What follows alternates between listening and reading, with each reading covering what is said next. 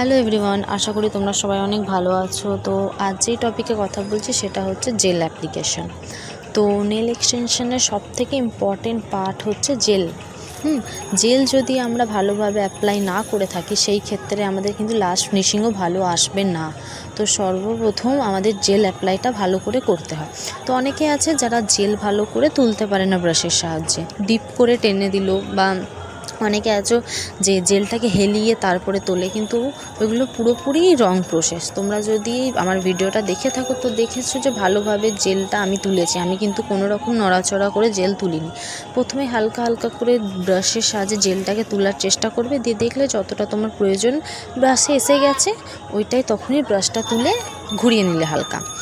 সেইভাবেই পুরো জেল অ্যাপ্লাইটা তুমি করে দেখো, তোমার জেল পাতলা হবে না। অনেকের আছে যে জেল গড়িয়ে পড়ে যাচ্ছে, জেল পাতলা হয়ে যাচ্ছে। জেল অ্যাপ্লিকেশানের থেকেও মাস্ট যে তুমি কিভাবে জেল তুলছো। তোমার যদি জেল তোলার প্রসেসটা ভালো থাকে, আমার ভিডিওটা ভালো করে দেখে থাকো, তাহলে বুঝতে পারবে যে আমি কিভাবে জেলটা ইউজ করছি। প্রথমে পাতলা লেয়ার দিয়েছি, তারপরে যেইটুকু আমি মোটা জেল তুলেছি সেটা হচ্ছে শুধুমাত্র আমি নিজের নেল বিটের উপর রেখেছি।